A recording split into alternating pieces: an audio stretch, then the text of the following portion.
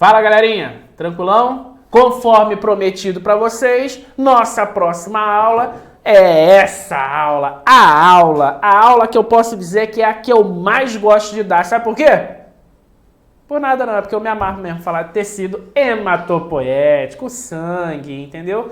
Que modéstia à parte, é o assunto que eu tenho certas propriedades para falar, tá? Sabe por quê? Porque já tomei muito ponto, já perdi sangue à beça, entendeu? Então, assim, já vi muito disso daí correndo pelo corpo, mas poderia ter sido por dentro, mas era por fora mesmo. Então, um assunto bastante interessante, bastante trabalhoso, que vocês precisam de atenção, é essa nossa aula de hoje. O tecido hematopoético, mais especificamente o sangue. E o que é o sangue para vocês? Acho que é uma pergunta bem óbvia, né? O sangue é simplesmente aquele líquidozinho vermelho que está lá circulando dentro do nosso corpo através do nosso sistema de condução, que são as veias, os vasos sanguíneos, certo? E que são o quê? Levados, impulsionados graças ao bombeamento do nosso coração. Simples, tá vendo? Para que complicar um negócio que é simplesmente isso? Mas se fosse só isso, estava bom, né, galera? Mas a gente vai agora começar a destrinchar os componentes do nosso sangue. Para a gente poder ter já uma ideia inicial, eu botei aqui alguns tópicos para a gente poder se basear e destrinchar sobre esse sangue. Então, primeiro lugar, o que a gente precisa entender? Que o sangue ele é dividido em dois tipos, tá? Na verdade, o tecido hematopoético, né, ele é dividido em dois tipos. Primeiro, o linfóide e segundo, o mieloide. Quando nós falarmos de tecido hematopoético linfóide, nós estamos falando do tecido hematopoético que realiza a produção dos leucócitos, das células de defesa do nosso organismo, dos glóbulos brancos.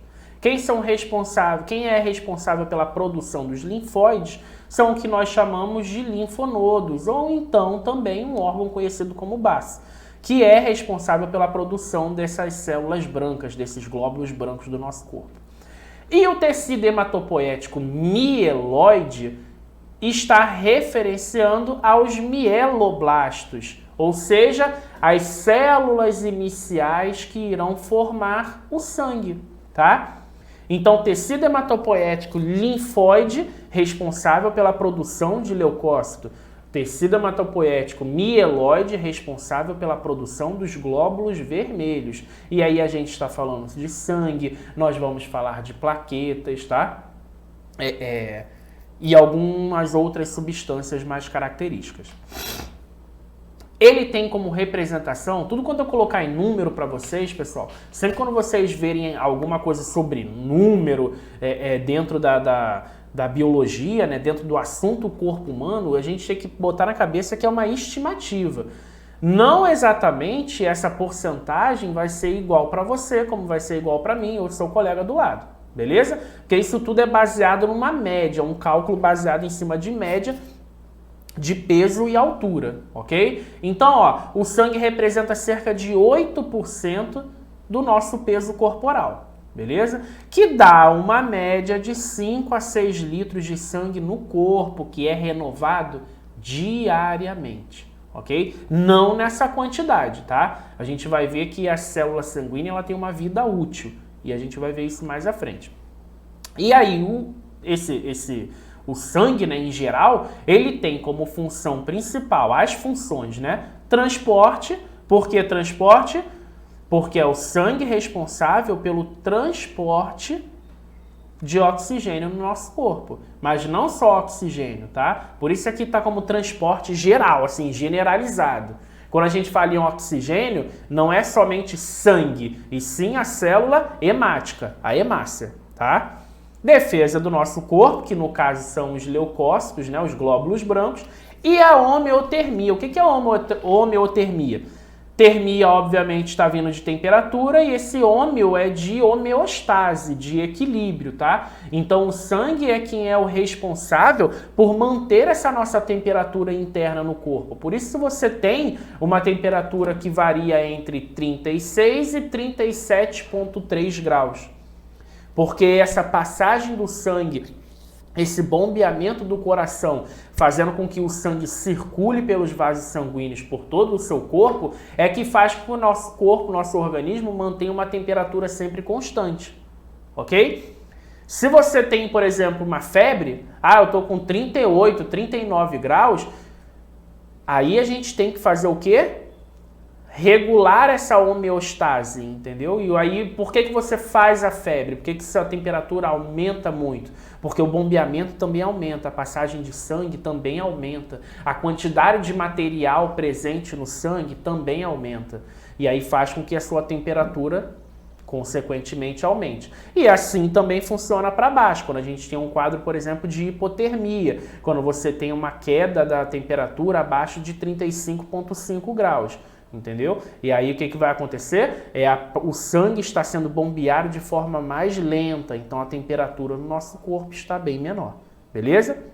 Mas isso daí foi só tipo um você sabia, tá? Só para vocês pescarem essa daí. E aí o componente, como eu falei para vocês, a gente falou lá na aula passada do tecido hematopoético, lá de cartilagem, de tecido ósseo hematopoético, e aí a gente está falando agora aqui novamente. O sangue, ele é composto pelo quê? Composto por plasma, hemácias, leucócitos e plaquetas, tá? São as substâncias que compõem o nosso organismo. Plasma, que é um líquido no qual a gente já vai falar, as hemácias, que são as células vermelhas do nosso corpo, os leucócitos, que são as células de defesa do nosso corpo, e as plaquetas, que funcionam como coagulantes do nosso sangue, tá? Para que a gente tenha uma certa proteção sobre algumas alguns adventos que ocorrem no nosso organismo, beleza? E aí vamos lá, o plasma. Com certeza vocês já devem ter visto isso daí alguma vez na vida de vocês. Já foram colher o sangue, ou já viram alguém colhendo sangue, ou então já viram uma foto, seja lá o que for. O plasma é esse carinha amarelinho aí. O nosso sangue, ele é composto por tudo isso. Só que aqui na imagem nós temos um processo de sedimentação, uma separação, tá? Então o amarelinho representa o plasma, porque ele é realmente amarelo. O leucócito é essa linhazinha branca que a gente tem ali no meio. E os eritrócitos, que tem esse nomezinho estranho aí, que são as hemácias, tá? São as células vermelhas do nosso sangue. E o que ele é? O plasma, ele é um material composto basicamente por 92% de água e 8% de proteína, sal mineral e outras substâncias variadas, tá? Entre quantidade de sangue, né, de plasma, leucócito e eritrócito, um cálculo que existe é que dentro do nosso sangue, né, o nosso sangue ele é composto por 55 a 60% de plasma. Então tudo isso você vê aí jorrando vermelho e tal, 60% dele, 55% pelo menos dele é plasma, tá? E aí o que compõe, o que tem o plasma? O plasma, ele possui 3 tipos de proteínas extremamente importantes para o nosso organismo, tá? E a gente vai falar agora sobre cada uma delas. Primeiro, nós temos uma chamada de fibrinogênio. Quem é o fibrinogênio? O fibrinogênio é um cara responsável por realizar a coagulação do nosso sangue. Já viram aí que a gente falou antes lá sobre as plaquetas? Não são elas as responsáveis pela coagulação? Celularmente, sim, tá? Nós estamos falando de célula, então as plaquetas são células, sim, tá? Na verdade, plaquetas são fragmentos de célula, que nós vamos estudar ainda aí um pouquinho mais à frente, e responsável pela coagulação. O fibrinogênio é a proteína que é responsável por esse tipo de coagulação, e ele está presente ali no plasma, ok? Nós temos as gama-globulinas. Quem são as gama-globulinas?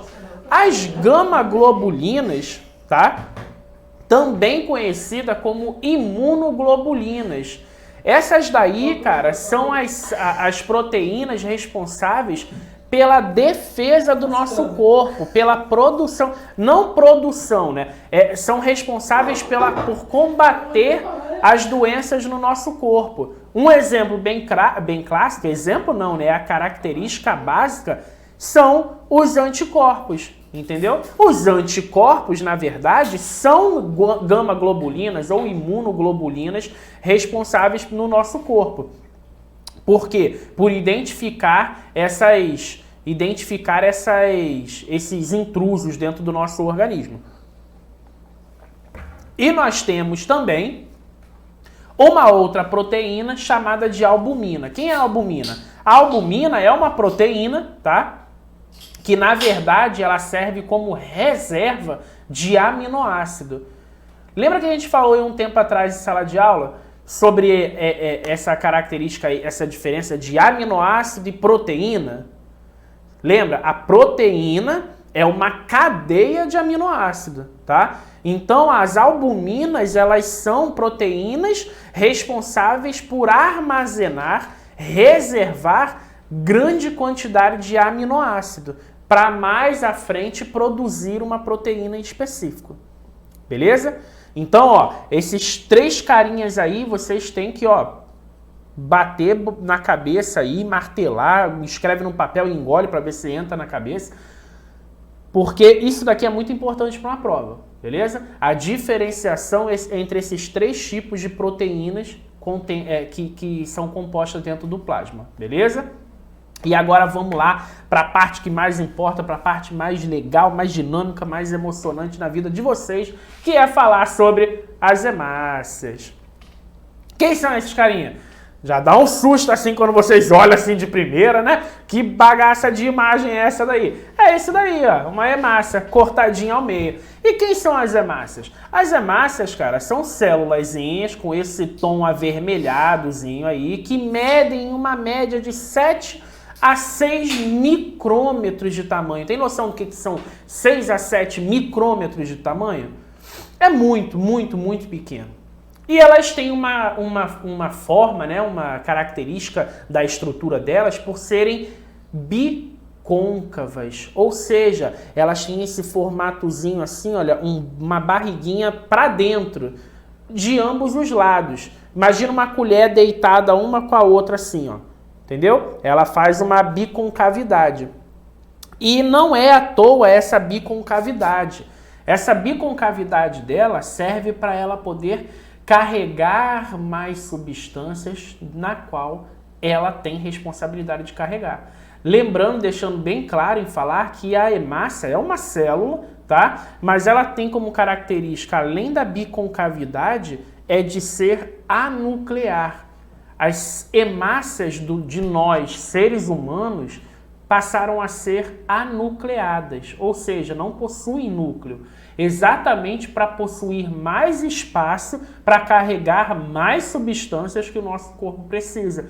E que tipo de substâncias são essas? Substância essa chamada de hemoglobina. A hemoglobina é uma substância que dá essa aparência avermelhada para as hemácias. Por isso que o nosso sangue é vermelho, porque nós temos nas hemácias excesso de hemoglobina. E as hemoglobinas, de contrapartida, elas são responsáveis por fixar as moléculas de oxigênio e levar esse oxigênio do pulmão para o restante dos tecidos. Entenderam? Então imagina assim, ó, o meu pulmão ele é repleto de hemácia, ele tem sangue. E quando você, ó, respira e introduz o ar para dentro do seu pulmão, você está levando oxigênio. E esse oxigênio que foi, ó, aspirado lá para dentro, ele vai se aderir nessas hemácias que estão ali no pulmão. Mas não é simplesmente na hemácia, são nas hemoglobinas, que são as substâncias que estão ali, ó, embebidas nas hemácias. Beleza? E aí essas hemoglobinas, quando se agarram ali ao oxigênio, ou seja, uma molécula de oxigênio e uma hemoglobina, uma molécula de oxigênio e outra hemoglobina. E aí uma célula hemática, uma hemácia, vai estar levando zilhões de moléculas de oxigênio para ser transportada para o restante do corpo, para os outros tecidos em geral, ok? E aí eu botei aqui, ó, pra gente poder ter aquela noção, ó.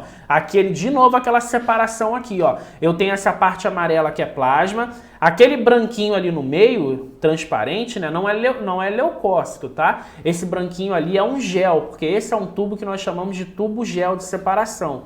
Tá? É colhido um sangue ali dentro, esse tubo vai para uma centrífuga, né? Vai fazer uma força centrífuga de dentro para fora e vai separar. O que for plasma vai para cima e o que é hemácia, eritrócito, ó, vai lá para baixo. Por isso eu tenho o plasma em cima e o vermelhinho embaixo. Ali embaixo é só hemácia, beleza? Então só para a gente poder exemplificar. E microscopicamente falando, é assim que nós vemos a hemácia, tá? Pô, professor, cheio de gueri-gueri, bota na internet lá, se eu botar uma figura da hemácia, a hemácia toda cheia de sacanagem, e quando eu vou ver no microscópio, é essa bagaça aí mesmo. É sem graça, né? Não é tão sem graça, tem outras coisas que vão ser mais sem graças ainda que a gente vai observar aqui. Mas é assim, essa é a vida microscópica, entendeu? Então, ó, vocês podem ver que microscopicamente ela é uma célula, tá? Bicôncava. Professor, onde que você está vendo biconcavidade na célula microscópica ali, olhando pelo microscópio? Repara que você tem uma célula rosadinha e vermelhinha, né? E no centro ela é mais clara, um pouquinho mais clara, mais um rosa mais clarinho. Essa parte clarinha é essa biconcavidade que a luz consegue atravessar. Então, quando eu incido luz do microscópio para baixo, essa luz atravessa a hemácia. Por isso dá essa claridade, porque a biconcavidade é uma película bem mais fina, entendeu? Uma membrana bem mais fina da hemácia, ok? Então, vocês conseguem enxergar essa claridade. O que a gente também consegue ver no microscópio dessa forma, com as hemácias desse jeito? Quanto mais escura eu tenho uma hemácia, maior a quantidade de hemoglobina. Então, se eu vejo, por exemplo, no microscópio uma hemácia com baixa quantidade de hemoglobina, o que acontece? Eu vou ter uma hemácia mais clara do que o normal. Então, quanto mais clara for a hemácia, menor a quantidade de hemoglobina que ela está carregando. E a hemoglobina, ela é extremamente importante, por quê? Porque é ela também que, além de fixar o oxigênio, é ela também que vai fixar uma substância que nós conhecemos como ferro, tá? E esse ferro que vai ser levado até o fígado para poder ser metabolizado e tudo mais, se eu tenho pouca hemoglobina, eu absorvo pouco ferro. Se eu absorvo pouco ferro, nós temos uma deficiência que nós chamamos de anemia, ok? As hemácias, elas têm formas variadas, tá, gente? Aqui a gente está falando só o básico, uma hemácia é padrão, normal. Mas nós temos hemácias carenadas, crenadas, né? Nós temos hemácias lisadas, nós temos hemácias falciformes, que são, enfim, são estruturas hemáticas diferenciadas para algumas patologias diferenciadas também, tá?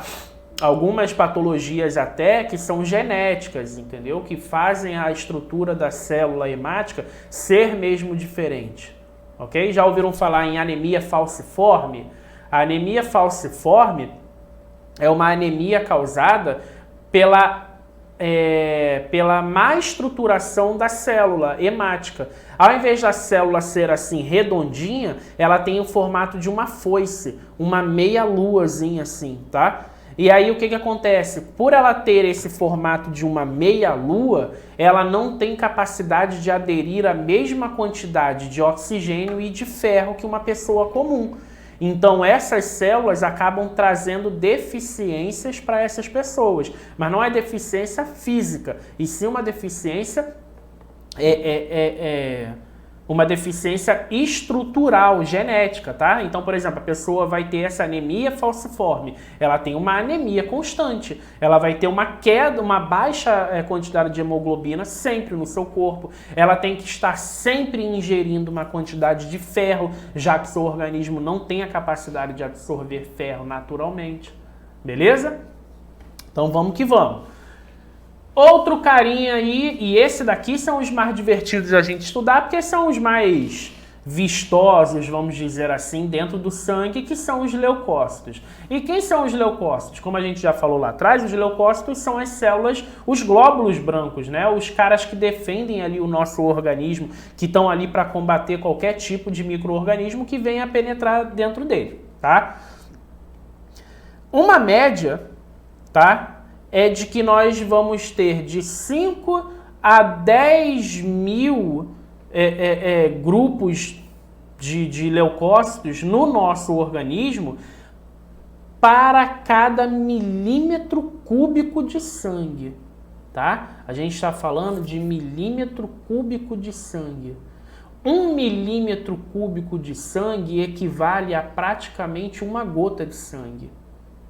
Tem ideia do que é isso, cara? Então você ter 5 a 10 mil leucócitos a cada gota de sangue teu é muita coisa, né, cara? E aí o que a gente precisa entender sobre os leucócitos é que os leucócitos eles se dividem em duas partes, tá? Primeiro, os agranulócitos e segundo, os granulócitos. Então vamos entender primeiro ali os agranulócitos. O que são células agranulócitas? É o que o próprio nome diz. São células que não possuem grânulos. Beleza? E aí, dentro dessa característica, nós temos dois tipos celulares. Primeiro, o leucócito chamado de linfócito. Quem são os linfócitos? Os linfócitos são os caras da defesa do nosso corpo. São eles, literalmente, que vão estar ali, olha, praticamente na linha de frente para combater os indivíduos que entraram ali no nosso organismo sem serem desejados, entendeu? Ele tem esse formatozinho aí com um citoplasma mais clarinho, um núcleo, né? Um vacúolo mais condensadozinho, pequenininho, e é a menor célula leucocitária encontrada no nosso organismo. Mas é esse carinha aí que é o responsável de produzir aquelas gama-globulinas que nós falamos lá, os anticorpos. Então, são os linfócitos que são responsáveis pela produção dos anticorpos dentro do nosso organismo. Nós temos outra célula granulócita que são os monócitos. Quem são os monócitos? Os monócitos são as maiores células de defesa do nosso organismo. Também há granulócito, ou seja, sem grânulo nenhum, você vê que não tem nenhum pontilhado, não tem nada, e ela tem esse formato aí de uma ferradura, um feijãozinho, um rim, sei lá, alguma coisa assim do tipo. E para que servem os monócitos? Os monócitos, eles vão ter uma importância tão grande no nosso organismo que eles chegam a ser comparados a literalmente a linha de frente de defesa, os peões, aqueles que vão entrar primeiro no combate. Por quê? Porque os monócitos eles vão passar por uma situação, por uma... Como é que eu vou dizer? Um momento, uma fase no nosso organismo chamado de diapedese. Já ouviram falar? A diapedese é quando esse monócito que está correndo dentro do nosso vaso sanguíneo, ele extravasa para o lado de fora do vaso sanguíneo. Ele ultrapassa a parede do vaso sanguíneo. E no momento que ele ultrapassa a parede do vaso sanguíneo, ele sofre uma alteração. E essa alteração, essa transformação faz ele mudar de nome. Então, de monócito, que é dentro do vaso sanguíneo, ele passa a ser um macrófago para fora do vaso sanguíneo, através desse processo chamado de diapedese, que é a transferência de um monócito que está dentro do vaso sanguíneo, ele sai do vaso sanguíneo e passa a se transformar num macrófago. O macrófago, ele tem o que nós chamamos de atividade fagocitária muito grande, tá? Então, o que tiver de organismo estranho dentro do corpo, o macrófago vai lá e vai lá comer. E ele vai lá comer, vai lá comer, vai lá, e ele vai fazer a limpeza de seja lá o que for. Seja um vírus, seja uma bactéria, seja uma substância medicamentosa, seja lá o que for, os macrófagos estão ali para fazer a limpeza. Digamos que são os garis ali do nosso corpo humano. Eles estão ali para fazer a limpeza de tudo que é indesejável dentro do corpo. Beleza? E agora nós entramos nos granulócitos. Os granulócitos são divididos em 3. O primeiro que nós vamos falar aqui são os eosinófilos. Essas células eosinofílicas, né? Olha por que a gente fala de granulócitos, porque tem grânulos, tá vendo? É uma célula meio avermelhadinha, tem um vacúolo ali dentro, um núcleo, né? Que a gente chama de núcleo bilobulado, ou seja, tem 2 lóbulos, parece um fone de ouvido, vamos dizer assim, tem 2 lóbulos ligados por uma hastezinha ali, e tem esses grânulos em volta, suaves, mas são os grânulos ali. E esses carinhas, eles estão ligados diretamente à presença de resposta alérgica no nosso corpo. Tá? Então vamos supor, você tá com uma alergia por rinite, um resfriado também, alguma coisa desse tipo. Resfriado não, mentira, porque resfriado é viral. Mas uma alergia de contato, por exemplo, urticária, uma alergia como rinite, contato com poeira, ácaro, alguma coisa do tipo. Esses eosinófilos, eles começam a ser produzidos em grande quantidade, em grande escala no nosso organismo, para poder combater essa enfermidade, essa alergia que você está possuindo no momento, tá? Nós temos os basófilos e nós temos os neutrófilos. Por que eu pulei logo aqui? Primeiro eu quero falar dos neutrófilos. Quem são os neutrófilos? Os neutrófilos são esses carinhas ali também com grânulos sutis, mais suaves do que os eosinófilos, tá? E esses neutrófilos, eles geralmente vão apresentar um lóbulozinho ali dentro, um núcleo, de trilobulados, né? A partir de 3 a 5 lóbulos diferenciados. Podem ser segmentados ou não, mas na grande maioria é segmentado. É um lóbulozinho, um pedacinho ligado a outra. E eles também são células que estão ali, olha, ativamente presentes na fagocitose. Eles vão sempre ali englobar, né, micro-organismo que estiver invadindo o nosso corpo. E esses neutrófilos são basicamente a maior quantidade de célula de defesa produzida no nosso corpo em geral. Então, uma média de leucócito, vamos supor, de 100 leucócitos, pelo menos 60 vão ser neutrófilos. Ou seja, 60% aí do número de leucócitos são com esses carinhas aí, os neutrófilos. Beleza? E aí nós temos o basófilo. Por que eu deixei por último? Porque o basófilo é uma célula que ela basicamente quase não acontece. Para você ter uma ideia, a porcentagem dela do nosso organismo não ultrapassa 2% em uma condição normal, tá? E quem são esses basófilos? Os basófilos são umas células mais com citoplasma mais vistoso, azulado, rico, com grânulos bem fortes, bem grandes também, e que às vezes tão granuloso que essas células são que a gente não consegue enxergar nem o núcleo lá dentro. E o que esses basófilos fazem? Os basófilos são responsáveis por 2 coisas principais. Primeiro, estão ligados a essa situação dos eosinófilos, como eu falei, de resposta a alergia, tá? Resposta a doenças alérgicas, de rinite, dermatite atópica, qualquer coisa desse tipo de alergia em geral. E segundo, são células que estão ligadas diretamente com a coagulação também do nosso sangue. Então, o que acontece? Se eu tenho, por exemplo, uma alergia, tá? Muitas das vezes, por exemplo, eu tenho uma alergia que vai causar uma falta de ar. Um exemplo. Os basófilos, esses grânulos que os basófilos possuem, são grânulos que possuem o que nós chamamos de condutores de algumas substâncias, tá? E essa condução de algumas substâncias Uma dessas substâncias no qual estou falando tem o nome de heparina. E a heparina é um anticoagulante do nosso corpo e também um vasodilatador, tá? Então, muitas das vezes, se você, por exemplo, está com um sintoma agudo de uma alergia que vai te causar uma falta de ar, um fechamento de epiglote, por exemplo, um fechamento de glote,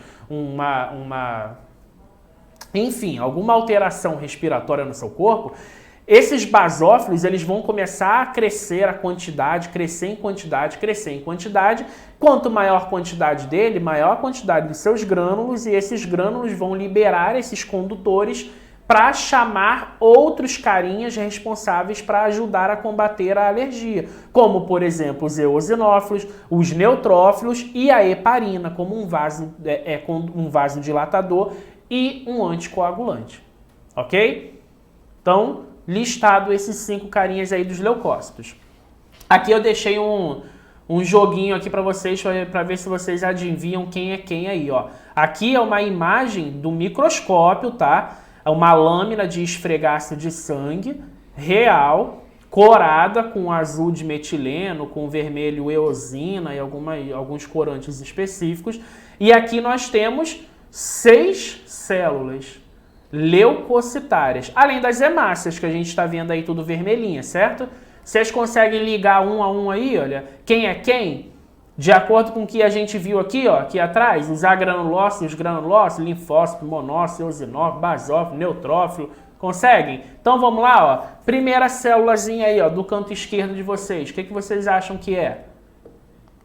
É um bastão. Professor, você não falou sobre esse bastão. Eu não falei sobre o bastão, mas lembra que eu falei para vocês sobre o neutrófilo? E o neutrófilo, ele pode ter um núcleo segmentado ou não. Quando ele não tem um núcleo segmentado, ele está nesse formato de bastão, nós chamamos ele de bastão, mas ele é um neutrófilo ainda em formação. Tá? Então, antes do neutrófilo ser um segmentado, que nós chamamos de neutrófilo segmentado, ele é um bastão. Esses bastões, eles não devem aparecer no organismo normalmente. Eles só irão aparecer no nosso organismo se você estiver desenvolvendo alguma doença, alguma resposta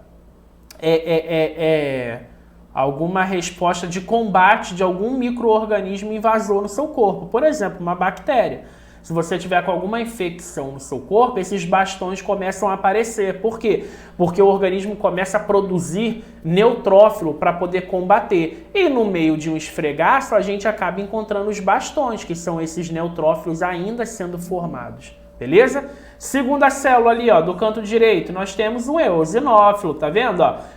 Célula bilobulada com um grânulo vermelho mais um pouco específico, beleza?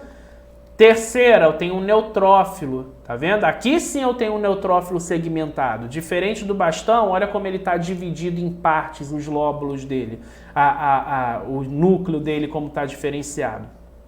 No quarto aí embaixo, ó, olha que eu falei, lembra que eu falei? É a menor célula leucocitária do nosso corpo. É um linfócito, o carinha que vai produzir os anticorpos do nosso organismo, tá? Lá no cantão eu tenho o quê? Um basófilo, ó. Olha o grânulo, como é um grânulo mais grosseiro, um azulzão escuro. A gente praticamente não consegue nem enxergar o seu núcleo lá dentro, beleza? E ali no canto, por último, nós temos a maior célula de defesa do nosso corpo, que é o quê? Um monócito, beleza? Aqui eu deixei a mesma coisa, só para vocês poderem ver, ó, tem um neutrófilo, eu tenho um monócito, grandona, tá vendo? A maior célula de todas, eu tenho um eosinófilo, ó, um vermelhinho, bilobulado, com granulação ali bem evidente, um basófilo ali com aquela granulação mais grosseira, um azulzão escuro e um linfócito. Beleza, pessoal? Galera, aqui eu tenho as plaquetas agora. Essas daqui a gente vai prestar bastante atenção porque quem são as plaquetas? As plaquetas, elas têm um nome também, são conhecidas como trombócitos, tá? E elas são fragmentos de célula. De que tipo de célula? De uma célula que nós chamamos de megacariócito. Esse megacariócito, ele é formado lá na medula óssea vermelha, tá? Que são as células que estão dando início a formação do sangue, das hemácias e tudo mais. E esses megacariócitos acabam desprendendo pedaços deles próprios e vão correndo pela corrente sanguínea. E dá-se o nome de plaquetas. Então as plaquetas, elas sempre estão acompanhadas das hemácias, sempre presentes no sangue, porque elas são produzidas no mesmo local. E se a gente olhar no microscópio, olha como é que elas são. Você está vendo que a gente tem as células, tá, das hemácias, vermelhinha e rosinha e tal. Ali eu tenho uma outra célula leucocitária maior, que parece ser um eosinófilo, ou talvez um neutrófilo um pouco maiorzinho e tal. E eu tenho aquele monte de pintinha ali, olha, meio rosadinha. Tá vendo que tem algumas que estão circuladas? Esses dali são as plaquetas, tá? E elas são responsáveis pelo quê? Pela coagulação do nosso sangue. E aí eu vou explicar para vocês como que ocorre o processo de coagulação do nosso sangue. Tá vendo essa tabelinha aí? Olha o que eu quero que vocês entendam.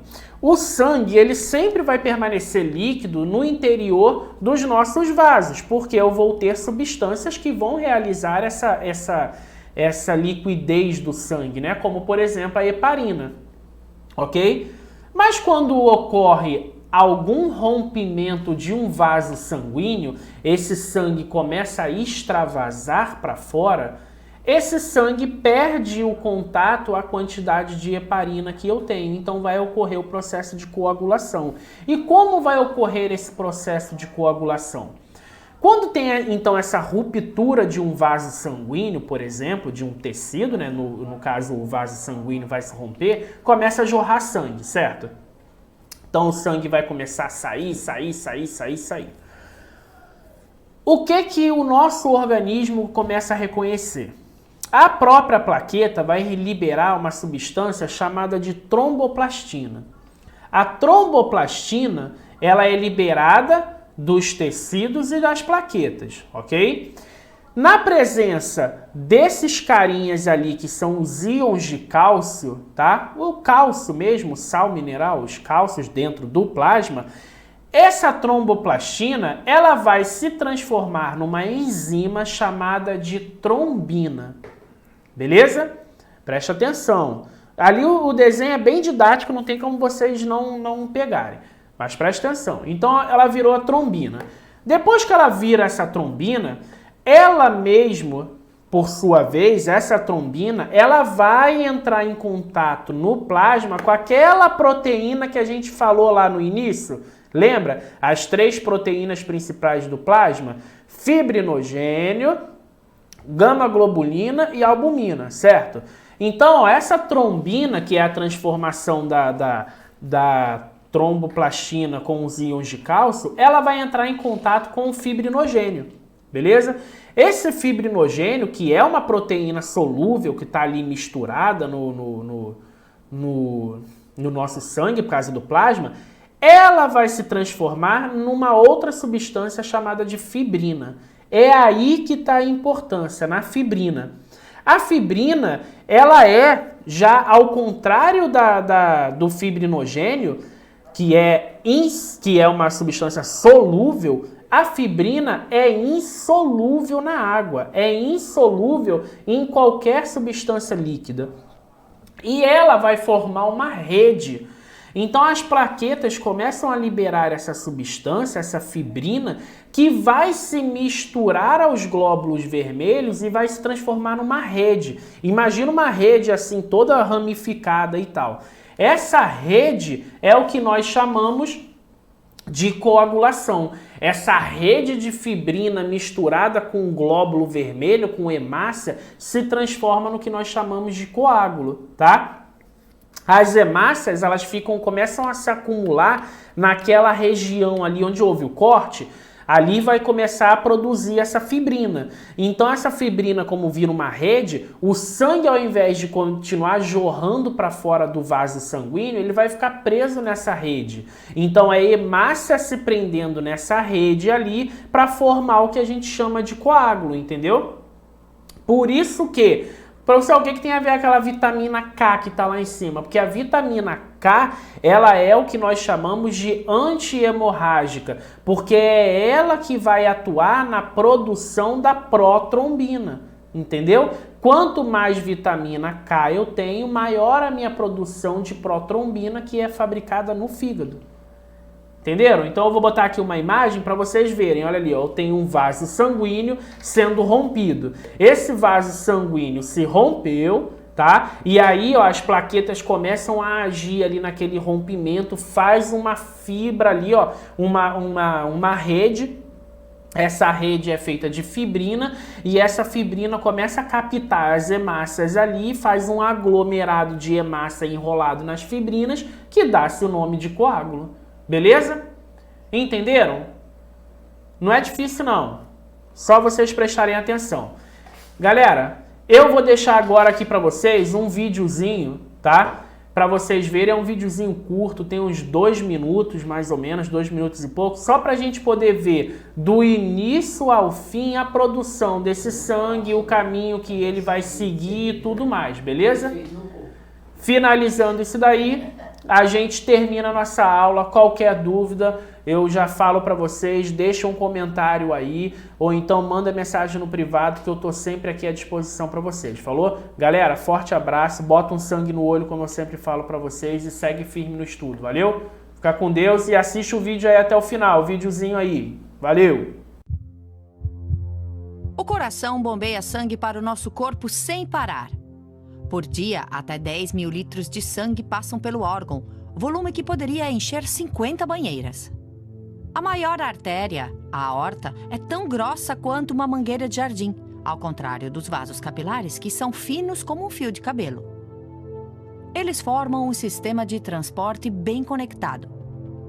Importante, já que o sangue é o serviço de entrega do nosso corpo. Não importa se é açúcar, ferro, gordura, oxigênio ou hormônios. O sangue abastece as células com tudo o que elas precisam. Nas artérias, o sangue alcança uma velocidade de quase 2 metros por segundo.